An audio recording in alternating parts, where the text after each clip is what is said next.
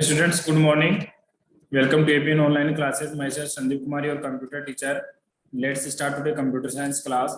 Student, in last class we have studied different types of operation on pandas. Now today we start from the group by function. Like SQL language, we can also make the groups in pandas also. जैसे हम लोगों ने SQL में group by function study किए थे, वहां पे हम लोगों ने क्या किया, ग्रुप्स बनाए थे। इसी तरीके से हम लोग क्या कर सकते हैं, यहाँ पे pandas में भी हम ग्रुप क्रिएट कर सकते हैं। तो स्टार्ट करते हैं group by function. In pandas, data frame dot group by function is used to split the data into groups based on some criteria. यानी क्या होता है कि पेंडाज में आपके पास में जो डेटा फ्रेम होते हैं, उस डेटा फ्रेम में डेटा को आप किसी क्राइटेरिया के अकॉर्डिंग या किसी कॉलम के अकॉर्डिंग या किसी रो के अकॉर्डिंग क्या कर सकते हो, उनके ग्रुप्स बना सकते हो। तो ग्रुप बनाने के लिए हम लोग क्या करेंगे, एक फंक्शन यूज मिलेंगे, that is data frame dot group by function होगा। डेटा फ्रेम में क्या होगा, डेटा फ्रेम का नेम होगा जिसपे आपको एक ग्रुप बाई फंक्शन अप्लाई करना है। डॉट ग्रुप बाई कैपिटल में लिखा जाएगा और फंक्शन होगा ये। It is used to split the data into group based on some criteria. हमारे पास में कुछ कंडीशन होगी, उस कंडीशन के आधार पे हम लोग क्या करेंगे, डेटा का ग्रुप क्रिएट करते हैं। Pandas object like a data frame can be split on any of their axes. यानी हम पेंडाज में जो डाटा फ्रेम होती है उसका ग्रुप हम लोग क्या करते हैं, रो के अकॉर्डिंग यानी कॉलम के अकॉर्डिंग भी बना सकते हैं। यानी एक्सेस का मीनिंग होता है, अगर एक्सेस इक्वल टू 0 अगर आपने डिफाइन किया है तो आपका जो ग्रुप होगा वो कॉलम के अकॉर्डिंग बनेगा। अगर आपने एक्सेस इक्वल टू 1 डिफाइन किया है तो आपके जो ग्रुप्स होंगे वो किसके अकॉर्डिंग बनेंगे, रोज के अकॉर्डिंग बनेंगे। यानी आप पेंडाज लैंग्वेज में ग्रुप है वो एक्सेस के अकॉर्डिंग भी डिफाइन कर सकते हो। The group by function work on the split apply combine strategy which is shown below. यानी क्या होता है, ग्रुप बाय फंक्शन जब काम करता है तो उसके लिए 3 मेथड होते हैं। पहला होगा स्प्लिट। स्प्लिट का मीनिंग होता है पहले डेटा वैल्यू को आइडेंटिफाई करेगा, फिर अप्लाई करेगा। स्प्लिट को अप्लाई करने का मतलब होगा जो जिनका हम ग्रुप बना रहे हैं उनकी वैल्यूज को एक जगह कंबाइन करेगा और उसके बाद में उनको प्रोसेस करेगा, यानी हमें आउटपुट में शो करेगा। 3 स्टेप्स हैं। फर्स्ट स्टेप है split the data into group by creating a group by object from the original data frame. यानी पहले क्या करना होगा, आपके जो ओरिजिनल डेटा फ्रेम है उसमें से आपने जो कंडीशन गिवन किया उस कंडीशन के आधार पे डेटा को अलग अलग ग्रुप में क्रिएट करना। जैसे आपने कॉलम में नेम के अकॉर्डिंग, अगर आप जैसे आपके पास कोई स्टूडेंट्स के नेम का कॉलम है और आप ये चाहते हो कि आपका जो ग्रुप बने वो अल्फाबेटिकली ग्रुप बने, ये नाम के एक ग्रुप, जिन स्टूडेंट्स का नाम ए अल्फाबेट से स्टार्ट होता है उनका अलग ग्रुप क्रिएट हो, जिनका बी से स्टार्ट होता है उनका अलग ग्रुप क्रिएट हो। तो उसमें क्या होगा, जो आपने डेटा फ्रेम बनाया उस डेटा फ्रेम में पहले क्या होंगे, ग्रुप्स क्रिएट होंगे। यानी 1 बाय डाटा को सर्च करके और आपकी कंडीशन के आधार पर उनका ग्रुप बनाया जाएगा। उसके बाद में रिक्वायर्ड द सेकंड ऑप्शन होगा अप्लाई द रिक्वायर्ड फंक्शन। उसके बाद में आपने जो ग्रुप बनाए उस ग्रुप पे आप कौन सा फंक्शन का मतलब आप कौन सा ऑपरेशन परफॉर्म कर रहे हो, कोई अरिथमेटिक ऑपरेशन आपको लगाना है, कोई लॉजिकल ऑपरेशन आपको लगाना है, तो वो ऑपरेशन परफॉर्म करेंगे। और उसके बाद में क्या होगा, combine the result to form a new data frame. उसके बाद में जो आपने अलग अलग ग्रुप बनाए उन ग्रुप पे ऑपरेशन लगाने के बाद में उनका जो रिजल्ट आएगा उस रिजल्ट को एक कंप्लीट डेटा फ्रेम में एक साथ में डिस्प्ले करवाने के लिए इसको काम में लेते हैं। तो ग्रुप बाय फंक्शन होता है, उसके 3 स्टेप्स होते हैं। पहला स्टेप्स होगा कि जो आपकी कंप्लीट डेटा फ्रेम है, जो आपके पास गिवन डेटा फ्रेम, उस डेटा फ्रेम में से कंडीशन के आधार पर ग्रुप्स बनाना। सेकंड कंडीशन क्या होगी, ग्रुप बनाने के बाद में उस पर जो भी रिक्वायर्ड फंक्शन है, रिक्वायर्ड फंक्शन इन ऑपरेशन जो आपको करने हैं, अरिथमेटिकल लॉजिकल ऑपरेशन करने हैं या आपको कोई एग्रीगेट फंक्शन अप्लाई करना है, जो भी आपको फंक्शन उस पर अप्लाई करना है वो आप फंक्शन यहाँ से अप्लाई करोगे। फंक्शन अप्लाई करने के बाद में सेकंड स्टेप से जो आंसर आएगा उसको क्या करना है, यानी अलग अलग ग्रुप के जो भी आंसर आएंगे उन सारे अलग अलग ग्रुप के आंसर को एक साथ में कंबाइन करके एक नई डेटा फ्रेम को क्रिएट करना। ये होता है ग्रुप बाय फंक्शन का। इसको अंडरस्टैंड करने के लिए हम लोग क्या करते हैं, एग्जांपल लेते हैं। Let us consider the data shown in the diagram below. आपको एक डायग्राम में एक डेटा शोन है जिसमें की और डेटा तो वैल्यू गिवन है। We have it 2 column data frame. Data frame में 2 कॉलम हमारे पास में, पहला कॉलम है की, दूसरा कॉलम है data. We need to find the sum of data column for a particular key. हम क्या कहते हैं, किसी एक की के लिए उस कॉलम में प्रेजेंट, उस की के लिए जितने भी डेटा प्रेजेंट है उन सबका हम क्या करना है, सम फाइंड आउट करना है। For example if sum of all the data elements with the key A B C, यानी हमारे पास देखो की है उसमें वैल्यूज गिवन है ए बी सी, तीनों की 3 की गिवन है ए बी सी और उनकी वैल्यू क्या हो रही है, बार बार में रिपीट होता है। हम ये चाहते हैं कि जो की ए है उसकी सभी वैल्यूज का सम फाइंड आउट करना है, कि बी की सभी वैल्यूज का सम फाइंड आउट करना और की वैल्यू की सारी वैल्यूज का हमें क्या करना है, सम फाइंड आउट करना है। हम लोग क्या करेंगे, पहले क्या करेंगे, जो हमारे पास डेटा फ्रेम में जो 2 कॉलम गिवन है की और डेटा, उनमें से हम लोग क्या करेंगे, पहले स्प्लिट करेंगे। स्प्लिट का मतलब हो गया कि हम लोग क्या करेंगे, पर्टिकुलर की के सभी डेटा को एक जगह कंबाइन फॉर्म में लेके आएंगे, फिर उसके बाद में उनको ऑपरेशन अप्लाई करेंगे और उसके बाद में उनको एक कंप्लीट डेटा फ्रेम में कन्वर्ट करेंगे। तो क्वेश्चन में हमें गिवन है कि हमारे पास की में 3 वैल्यू गिवन है ए बी सी, तो हमें ए बी सी के अकॉर्डिंग ग्रुप बनाने हैं और ग्रुप बनाने के बाद में उनकी वैल्यूज का सम फाइंड आउट करना है। तो सबसे पहले हम क्या करेंगे, इसको स्प्लिट करेंगे। स्प्लिट में क्या होगा कि ए की वैल्यू गिवन है 0, तो ए की पहले की ए की सभी वैल्यूज को एक जगह हम कंबाइन कर लेते हैं। तो फर्स्ट के वैल्यू ए की वैल्यू गिवन है 0, उसके बाद में ए की वैल्यू गिवन है 5, फिर बी ए की वैल्यू गिवन है 10, यानी हमारे पास ए की 3 वैल्यूज हैं 0, 5, 10। तो कंप्लीट ए की वैल्यू को हमने एक जगह क्या कर लिया, कंबाइन कर लिया। इसी तरीके से इस डेटा फ्रेम में से बी की वैल्यूज को हम लोग क्या करते हैं, किसी जगह स्प्लिट कर लेते हैं, कंबाइन कर लेते हैं।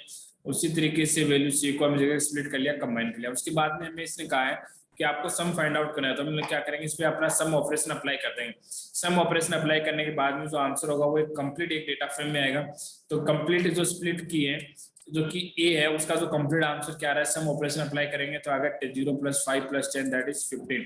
तो इसका एक आंसर आ गया 15। फिर हमारे पास में सेकंड ग्रुप है बी का।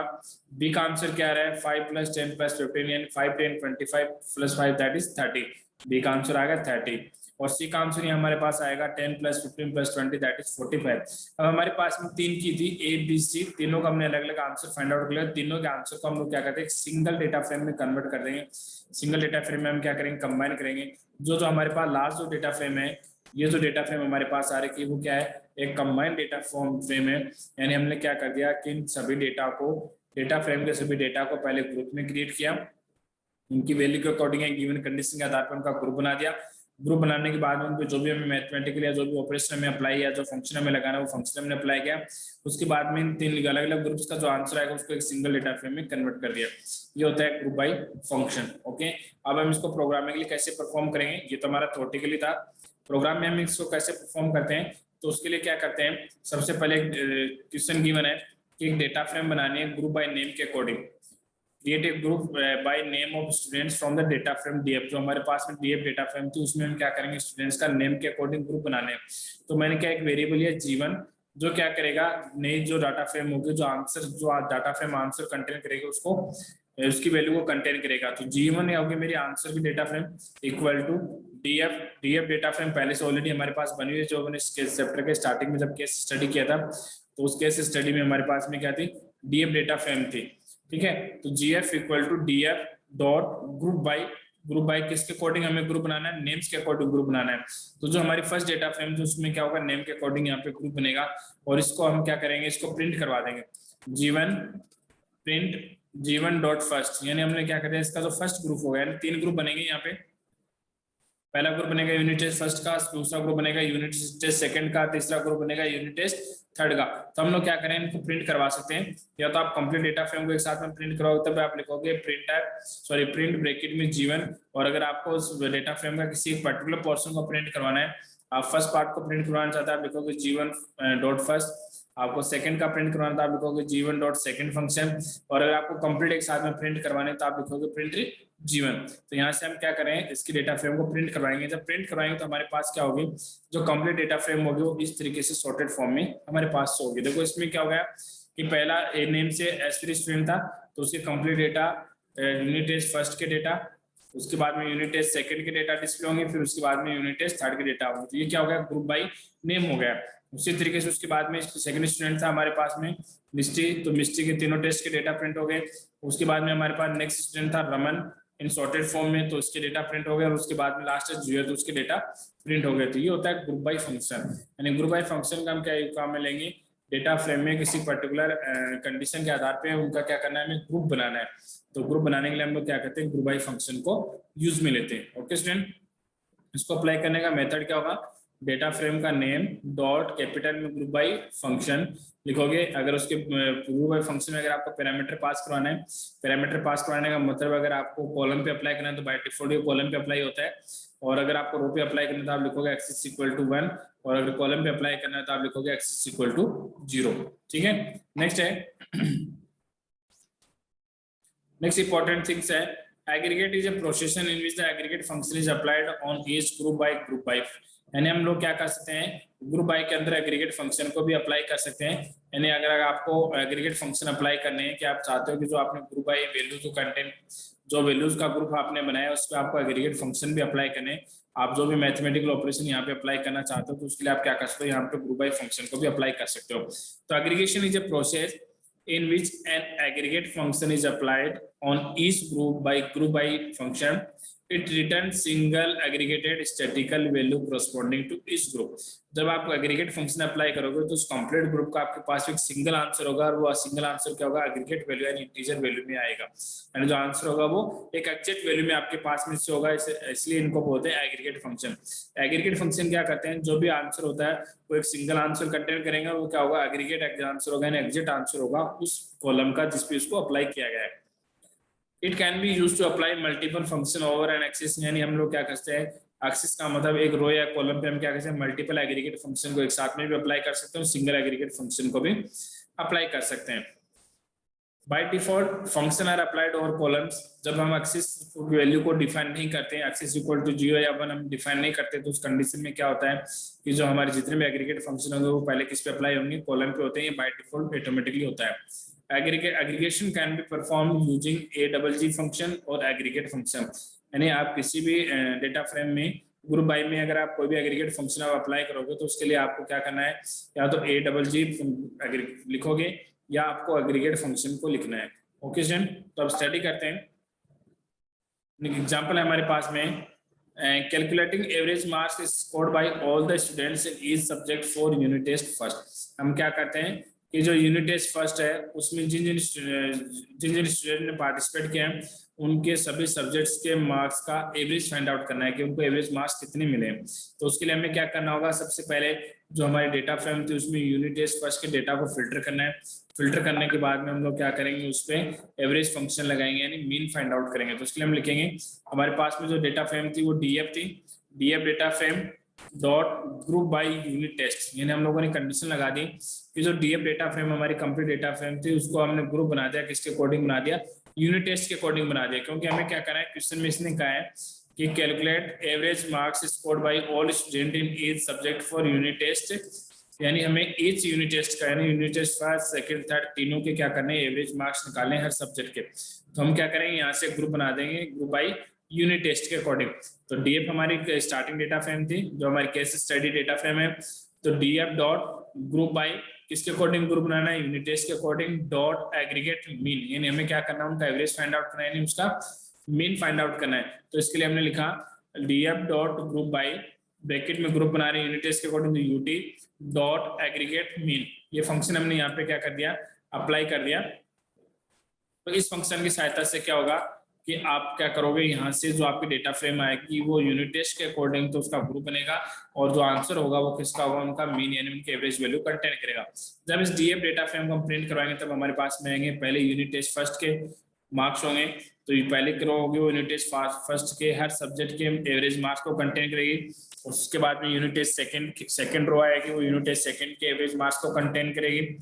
उसके बाद में यूनिट टेस्ट थर्ड होगी, वो क्या करेगी, थर्ड यूनिट टेस्ट के एवरेज मार्क्स को कंटेन करेगी। यहाँ से हम लोगों ने क्या करा, इस सब्जेक्ट के ईच यूनिट टेस्ट में एवरेज मार्क्स हमने कैलकुलेट कर लिया। ये था हमारा एक सिंगल एग्रीगेट फंक्शन हमने अप्लाई किया ग्रुप बाय फंक्शन में। सेकंड है, जब आपको एक से अधिक ग्रुप बाय फंक्शन अप्लाई करने हो या एक से अधिक एग्रीगेट आपको फंक्शन अप्लाई करने हो तो उस कंडीशन में आप क्या करोगे। ओके, क्वेश्चन गिवन है, write the Python statement to print mean variance standard derivation. ये हमारे पास क्वेश्चन गिवन है, इसमें कहा है कि write Python statement to print the mean variance standard deviation and quartile of the marks scored in mathematics by each student across the unit test. इसने कहा है कि आपको सभी स्टूडेंट्स के लिए यूनिट टेस्ट यानी first unit test, second unit test, third unit test, तीनों यूनिट टेस्ट का आपको मीन फाइंड आउट करना है, फिर उनका वेरिएंस फाइंड आउट करना है, फिर उनका स्टैंडर्ड डेविएशन निकालना है और उसका क्वार्टाइल निकालना है। ये हर यूनिट टेस्ट के लिए आपको कैलकुलेट करना है। यहाँ पे हमारे पास में क्या है, more than one aggregate function है। पहला फंक्शन हम क्या करेंगे, उनका मीन निकालेंगे, मीन निकालने के बाद में हम उनका क्या करेंगे, वेरिएंस फाइंड आउट करेंगे। वेरिएंस क्या होता है, मीन का स्क्वायर रूट होता है। उसके बाद में हम स्टैंडर्ड डेविएशन निकालेंगे, उसके बाद में हम लेंगे क्वार्टाइल। क्वार्टाइल का मतलब होता है क्वार्टाइल 3 टाइप्स होते हैं, यानी किसी डेटा फ्रेम को 3 पार्ट्स में डिवाइड करते हैं। तो फर्स्ट पार्ट होता है उनका 0.25% होता है, सेकंड पार्ट होता है 50 यानी वो मीन होता है, और थर्ड पार्ट होता है 0.75% होता है। तो इसके लिए हमने लिखा स्टेटमेंट लिखा हमने df dot group by name, यानी हमने इसने क्वेश्चन में कहा है कि उनके स्टूडेंट्स का हमें क्या करना है, ग्रुप बनाना है अकॉर्डिंग टू नेम। तो नेम के अकॉर्डिंग हम उनका ग्रुप बना लेंगे। तो df dot group by name, maths group by name, और फिर कॉमा, फिर हमने लिखा है मैथ्स। मैथ्स के अकॉर्डिंग हम उनका ग्रुप पहले नेम के अकॉर्डिंग बनाएंगे, फिर उनका मैथ सब्जेक्ट के अकॉर्डिंग ग्रुप बनाएंगे। फिर हमने एग्रीगेट फंक्शन लगा लिया डॉट एजीजी। एग्रीगेट फंक्शन में कौन कौन से निकाले हैं, पहले मीन निकालना, तो पहले लिखा मीन, फिर कोमा वेरिएंस निकालना है, तो वेरिएंस के लिए हम लिखेंगे VAR। स्टैंडर्ड डेविएशन के लिए हम लोग लिखते हैं STD, और क्वार्टाइल के लिए हम लिखते हैं क्वार्टाइल। ठीक है, तो हमने सारे एग्रीगेट फंक्शन अप्लाई करेंगे। जब जो हमारा आंसर आएगा वो क्या करेगा, पहले ग्रुप्स के अकॉर्डिंग, नेम के अकॉर्डिंग ग्रुप क्रिएट होगा, कॉलम होगा। पहला कॉलम में एग्रीगेट फंक्शन में अप्लाई किया है मीन, तो फर्स्ट कॉलम होगा उन सबका मीन वैल्यू कैलकुलेट करेगा। सेकंड कॉलम में सबके पास क्या होंगे, वेरिएंस वैल्यू होंगी। थर्ड कॉलम में STD कंटेन करेगा उनका स्टैंडर्ड डेविएशन, और लास्ट कॉलम में उनका करेगा क्वार्टाइल। क्वार्टाइल में मतलब ये क्या करेगा, 0.75% है, कैलकुलेट करेगा। ओके स्टूडेंट, तो ये होता है कि हम ग्रुप बाय फंक्शन में aggregate function, single aggregate function और मोर देन एग्रीगेट फंक्शन हम कैसे अप्लाई करते हैं। उसके बाद में नेक्स्ट टॉपिक है हमारे पास में altering the index. Altering the index क्या होता है, we use indexing to access the elements of data frame. Data frame के एलिमेंट्स को एक्सेस करने के लिए हमारे पास 2 टेक्निक होती हैं। पहली कौन सी होती है, इंडेक्सिंग, दूसरा होता है स्लाइसिंग। तो अगर हम इंडेक्सिंग टेक्निक के थ्रू डाटा फ्रेम के एलिमेंट्स को एक्सेस कर रहे हैं, तो we use indexing to access the elements of data frame. It is use for the fast retrieval of data, यानी इंडेक्स नंबर की सहायता से डेटा का रिट्रीवल का मतलब हो गया किसी डेटा को डेटा फ्रेम में सर्च करना आसान होता है। By default a numeric index start from 0 is created as a row index as shown below. यानी क्या होता है, जो डेटा फ्रेम होती है, उस डेटा फ्रेम में कॉलम के जो लेबल होते हैं वो हम यूजर डिफाइन होते हैं, यानी लेबल इंडेक्स होता है। रो की जो इंडेक्स होती है वो क्या होते हैं, प्री डिफाइन होती है। वो स्टार्ट होती है 0 से 0 1 2 3 4 एंड सो एन तक चलती है, जितनी हमारे पास रोज होती है। तो इसमें क्या है कि हम जब इंडेक्सिंग टेक्निक लगाते हैं, तो इंडेक्सिंग टेक्निक हम डेटा को डायरेक्ट क्या करते हैं, उनके इंडेक्स नंबर के अकॉर्डिंग एक्सेस कर सकते हैं। उसमें क्या होता है, तो जो इंडेक्स नंबर होगा वो स्टार्ट होगा 0 से लेकर n तक। n का मतलब होता है टोटल नंबर ऑफ रिकॉर्ड्स कितने आपके डेटा फ्रेम में। The integer number in the first column starting from 0 is the index, यानी फर्स्ट कॉलम में 0 इंडेक्स से स्टार्ट होती है रो, फिर 1 फिर 2 3 4 5 7 ऐसे चल रहा है। Depending on your requirement, we can select some other columns to the index, or we can add another index column. यानी अगर आपको कहा गया है कि किसी पर्टिकुलर कंडीशन के आधार पे आपको क्या करना है, इस डेटा फ्रेम में डेटा फाइंड आउट करना है। जैसे मैंने आपको कहा कि यूनिट टेस्ट फर्स्ट के सभी स्टूडेंट्स के डेटा को आप प्रिंट करो, तो आप क्या करोगे, सिर्फ ओनली यूनिट टेस्ट फर्स्ट के डेटा को यहाँ से क्या करोगे, फिल्टर करोगे। तो उस कंडीशन में हम लोगों ने क्या किया, डेटा फ्रेम बना दी, उसका नेम दिखा DFUT फर्स्ट। DFUT का मतलब DF डेटा फ्रेम होगी, यूनिट टेस्ट फर्स्ट। ये हमारी नई डेटा फ्रेम हो गई जो क्या करेगी, हमारे फिल्टर डेटा को कंटेन करेगी। फिल्टर कैसे करना है कि यूनिट टेस्ट फर्स्ट के डेटा में चाहिए, तो हमने ऑपरेशन लगा दिया DF inside the bracket DF.UT equal to 1। यानी इसने कहा है कि यूनिट टेस्ट 1 की वैल्यू जिस यूनिट टेस्ट की वैल्यू 1 के इक्वल होगी, वो डेटा किस में ट्रांसफर हो जाएंगे, DFUT1 में, और उसको हम करवा देंगे प्रिंट। जैसे मैं इसको प्रिंट करवाऊंगा तो मेरे पास में ये होगा, ये रमन स्टूडेंट था, ये जुएर, एसफिर और मिस्टी, हमारे पास 4 स्टूडेंट थे। 4 स्टूडेंट के यूनिट टेस्ट के डेटा फर्स्ट प्रिंट हो गए। लेकिन देखो यहाँ पे क्या हो रहा है, रमन का कॉलम, रमन जो फर्स्ट यूनिट सॉरी जो DFUT फर्स्ट डेटा फ्रेम है, उस डेटा फ्रेम में जो फर्स्ट रो है, उस फर्स्ट रो का इंडेक्स नंबर स्टार्ट हो रहा है 0 से। ओके, रमन का पहला इंडेक्स नंबर हम देख सकते हैं यहाँ पे, ये रमन की यूनिट टेस्ट फर्स्ट के डेटा है, इसका इंडेक्स नंबर 0 है, तो इसकी इंडेक्स फर्स्ट रो की इंडेक्स स्टार्ट हो गई 0 से। ओके स्टूडेंट, उसके बाद में सेकंड यूनिट टेस्ट रो आ रही है हमारे पास में जुएर, और इसकी रो की जो इंडेक्स नंबर वो स्टार्ट हो रहा है 3 से। तो यहाँ पे देखो थर्ड है स्टूडेंट जुएर, फर्स्ट यूनिट टेस्ट का इसका रो नंबर 3 आ रहा है हमारे पास में। उसी प्रकार नेक्स्ट स्टूडेंट फर्स्ट जिसका यूनिट टेस्ट फर्स्ट है, उसका रो का इंडेक्स नंबर 6 आ रहा है, फिर नेक्स्ट का इंडेक्स नंबर 9 आ रहा है। तो हमारे पास में क्या हो रहा है, जो आउटपुट डेटा फ्रेम आ रही है, उस आउटपुट डेटा फ्रेम में रो की इंडेक्सिंग है वो कंटिन्यूअस नहीं है। 0 के बाद में 3 है, 3 के बाद में 6 है, 6 के बाद में 9 है। तो हम यहाँ से अगर अब इसी डेटा फ्रेम पे अगर हम इंडेक्सिंग टेक्निक लगाएं, तो लगाना थोड़ा सा क्या होता है, हार्ड होता है, क्योंकि हमारे पास में कंटिन्यूअस इंडेक्सिंग है नहीं। तो हमें क्या करना होगा, ये जो रो के इंडेक्स नंबर हमें हमारे पास में 0 3 6 9, इनको हमें क्या करना होगा, रीसेट करके इनको कंटिन्यूअस इंडेक्सिंग में चेंज करना है। तो इसके लिए हम लोग क्या करेंगे, notice that the first column is a non continuous indexing slicing, it is slicing of the original data. यानी हमारे पास ओरिजिनल डेटा का स्लाइसिंग है। स्लाइसिंग का मीनिंग हो गया कि उनके पास हमारे पास में क्या है, उनका ओरिजिनल डेटा का एक पार्ट है, यानी एक डेटा फ्रेम का ये सब पार्ट है जो क्या कर रहा है, ओरिजिनल डेटा को कंटेन कर रहा है। We create a new continuous indexing alongside using the reset function, यानी हमें क्या करना है कि इसकी इंडेक्सिंग करनी है। We create a new continuous indexing, यानी हमें जो रो की इंडेक्सिंग है तो डिसकंटिन्यूअस है, उसको हमें कंटिन्यूअस इंडेक्सिंग में चेंज करना है। तो उसके लिए हम लोग क्या करेंगे, रीसेट अंडरस्कोर इंडेक्स फंक्शन को यूज में लेंगे और in place equal to true.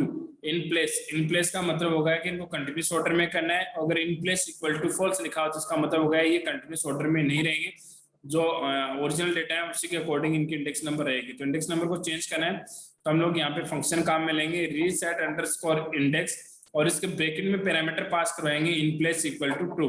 In place sorting होती है, इन प्लेस सॉर्टिंग का मतलब होगा डेटा को कंटिन्यूस ऑर्डर में सेट करना।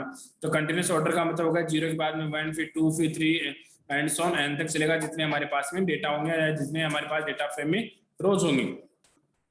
तो हमारे पास में जो डेटा फ्रेम थी, अभी हमने डेटा फ्रेम बनाए थे DF UT फर्स्ट। इस DF UT फर्स्ट में हम लोग क्या करेंगे, रो के इंडेक्सिंग नंबर को रीसेट करते हैं। तो उसके लिए हमने स्टेटमेंट लिखा DF, इसके लिए हमने स्टेटमेंट लिखा DF UT first dot reset underscore index in place equal to true. यानी हम लोग क्या करें, रीसेट इंडेक्स फंक्शन को अप्लाई कर दिया रो की इंडेक्सिंग को रीसेट करने के लिए, in place equal to true. In place का मतलब होता है कंटिन्यूस ऑर्डर, यानी in place equal to true लिखा था, इसका मतलब हमें इनको क्या करना है, कंटिन्यूस ऑर्डर में रखना है। अगर यहाँ पे लिखा होता है in place equal to false तो इसका मतलब जो इनके डेटा होते हैं वो कंटिन्यूस ऑर्डर में, यानी डेटा नहीं सॉरी, इनकी रो की जो इंडेक्सिंग होती है वो कंटिन्यूस ऑर्डर में प्रिंट नहीं होती। और फिर इसके बाद में हम DF UT first data frame को प्रिंट करवाएंगे। तो प्रिंट कराएंगे तो उस कंडीशन में जो हमारी इंडेक्सिंग थी वो होगी 0 1 2 3। यानी हम यहाँ पे देखो दोनों इंडेक्सिंग शो रखी है आपको एग्जांपल में, दोनों इंडेक्सिंग इसलिए शो की गई है कि आपको पता चल सके कौन सी इंडेक्सिंग है वो किस में कन्वर्ट हुई है। देखो पहले ओरिजिनल इंडेक्स थी 0, वो कन्वर्ट होगी 0 इंडेक्स में, ऑलरेडी पहले से सॉर्टेड है। फिर उसके बाद में सेकंड इंडेक्स थी वो रोकी, वो 3 थी, अब ये कन्वर्ट हो गई न्यू इंडेक्स 1 में, क्योंकि इन प्लेस इक्वल टू हमने ट्रू किया, इसका मतलब ये कंटिन्यूस ऑर्डर में सेट हो गई। उसी तरीके से रो सेकंड थी, उसकी इंडेक्सिंग नंबर थी 6, अब वो कन्वर्ट हो गई 2 में। और उसके बाद में नेक्स्ट हमारे पास में रो की इंडेक्सिंग नंबर थी 9, वो कन्वर्ट हो गई 3 में। तो यहाँ से हम क्या कर सकते हैं कि जो स्लाइसिंग इंडेक्सिंग टेक्निक में हम लोग क्या कर सकते हैं, जो इंडेक्स नंबर ऑफ रो हैं डेटा फ्रेम के उनको भी क्या कर सकते हैं, हम रीसेट कर सकते हैं, उनको कंटिन्यूस ऑर्डर में सेट कर सकते हैं। ये होता है इंडेक्सिंग। आया स्टूडेंट समझ में इंडेक्सिंग को हमें कैसे चेंज करना है। उसके बाद में नेक्स्ट है अदर डेटा फ्रेम ऑपरेशन है, ये हम लोग क्या करेंगे नेक्स्ट क्लास में स्टडी करेंगे। आपकी क्लासेस कुछ शॉर्ट होंगी आज, 20 to 25 मिनट्स होंगी, तो हम लोग नेक्स्ट क्लास में स्टडी करेंगे other data frame operations in next week. इसमें हमारे पास में बहुत इंपॉर्टेंट टॉपिक है, एक पाइवोट है, एक पाइवोट टेबल है, इन पे हम सॉर्टिंग भी लगाएंगे, इनका शेप भी चेंज करेंगे, और ये हमारा लास्ट टॉपिक है चैप्टर का। उसके बाद में चैप्टर एंड हो जाएगा। उसके बाद में हम लोग क्या करेंगे, इस चैप्टर के पेंडास फर्स्ट और पेंडास सेकंड चैप्टर के हम लोग क्या करेंगे, प्रैक्टिकली वर्क को परफॉर्म करेंगे। ऑनलाइन हम लोग प्रैक्टिकली